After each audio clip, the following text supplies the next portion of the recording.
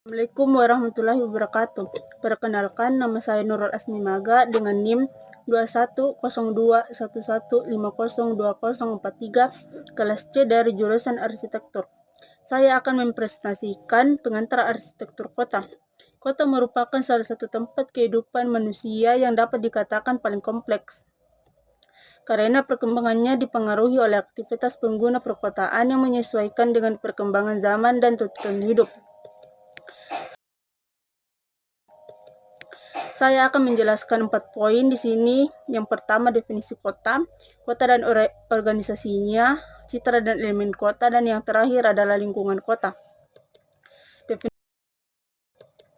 Definisi kota. Di dalam istilah kota, secara arsitektural masih banyak aspek yang perlu diperhatikan dan masing-masing aspek berbeda-beda dari satu tempat dengan tempat yang lain. Kota adalah barisan pertemuan semua kepentingan manusia dalam sebuah kolase ruang besar, sehingga kota dapat dikatakan sebagai sebuah organisme yang merupakan sebuah pusat industri, perdagangan, pendidikan, pemerintahan, atau mencakup semua kegiatan tersebut. Dengan demikian, terlihat bahwa kota cenderung menjadi besar bila dasar ekonominya luas.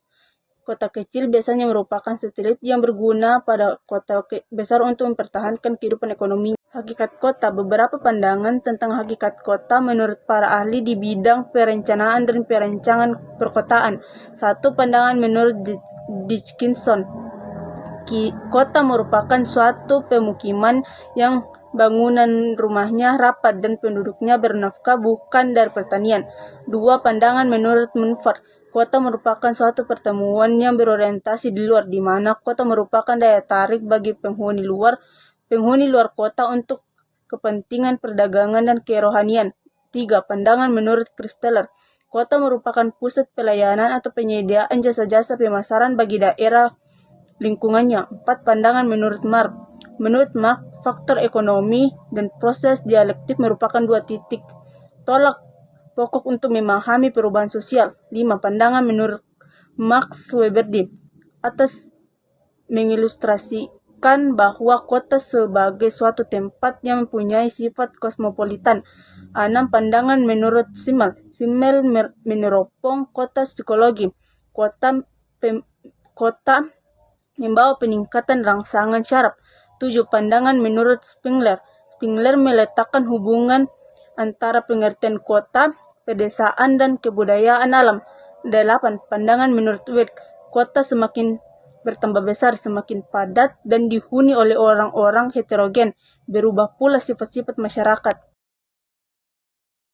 Saya akan menjelaskan tentang poin yang kedua, yaitu kota dan organisasinya.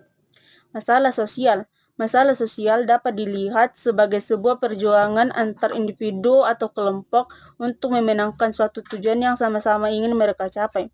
Masalah sosial yang merupakan perluasan dari masalah individual biasanya timbul dari masalah fisik atau persengketaan antar kedua kelompok atau lebih, yang biasanya selalu terjadi dalam keadaan berulang. Beberapa masalah yang timbul dan dihadapi di perkotaan antara lain: 1. Masalah lalu lintas. Daya beli masyarakat terhadap mobil, sepeda motor, dan kendaraan jenis lainnya meningkat, sehingga beberapa ruas jalan di perkotaan menjadi padat dan menyebabkan kemacetan, bahkan rawan kecelakaan maupun pelanggaran. Kedua, masalah kepadatan lalu lintas yang menyebabkan terjadinya pelebaran jalan yang terus-menerus, mengakibatkan pergusuran secara paksa bangunan yang berada di tepi jalan, yang tentunya akan menimbulkan masalah sosial antara pemilik bangunan dengan pemerintahan karena uang ganti ruginya tidak sesuai dengan yang diharapkan para pemilik bangunan. Masalah lingkungan. Kawasan-kawasan kumuh yang potensial menjadi sumber penyakit dan memudahkan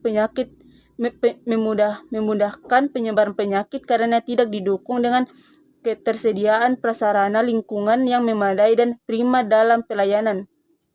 Selain masalah di atas, masalah lingkungan yang lainnya adalah pencemaran udara.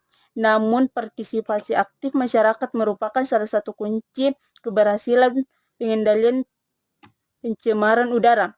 Menyadari hal tersebut dari semua sektor, maka pemerintah kota dan beberapa institusi non-pemerintah telah berupaya melaksanakan kegiatan kampanye peningkatan kesadaran masyarakat mengenai polusi udara serta berupaya untuk melibatkan masyarakat dalam menetapkan suatu kebijakan.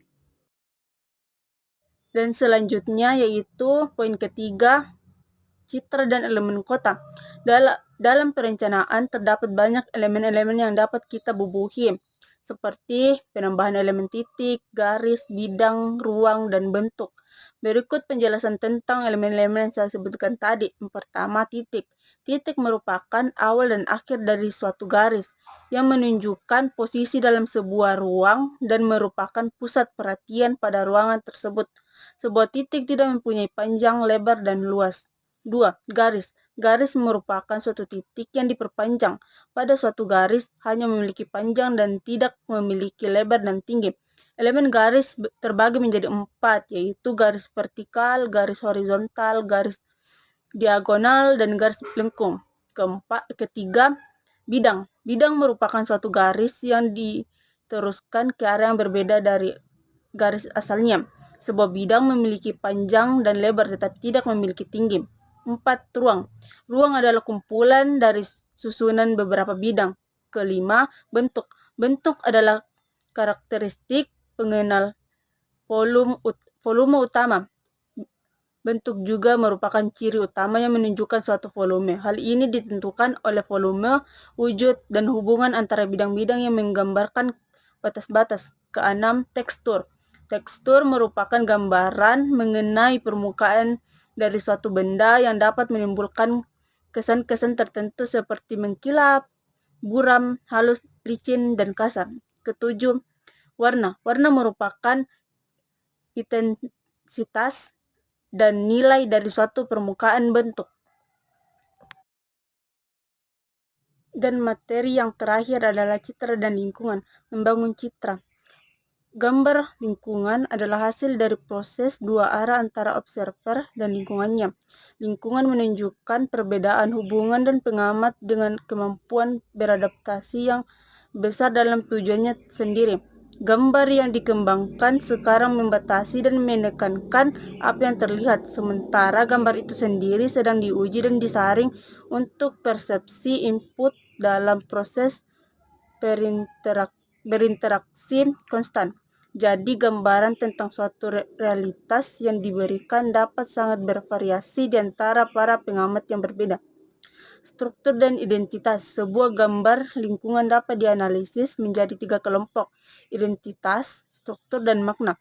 Ini berguna untuk abstrak dan untuk dianalisis jika diingat bahwa pada kenyataannya mereka selalu muncul bersama-sama. Gambar yang dapat diterapkan pertama-tama membutuhkan pengidentifikasian sebuah objek yang menyiratkan perbedaannya dari hal-hal lain. Pengakuan sebagai entitas yang terpisah. Ini disebut identitas bukan dari makna kesetaraan dengan suatu yang lain, tetapi dengan arti individualitas atau kesatuan. Gambar harus mencakup spasial atau hubungan pola dari objek kepada pengamat dan benda-benda lain. Akhirnya objek ini harus memiliki beberapa arti untuk pengamat dan makna praktis atau emosional juga hubungan, akan tetapi sangat berbeda dari spasial atau pola hubungan. Manusia primitif dipaksa untuk memperbaiki citra lingkungannya dengan menyesuaikan persepsinya dengan lengkap yang diberikan. Dia bisa mempengaruhi perubahan kecil di lingkungannya. Sekian dari presentasi dari saya. Apabila ada kesalahan kata, mohon dimaafkan. Wabillahi taufiq wal hidayah. Wassalamualaikum warahmatullahi wabarakatuh.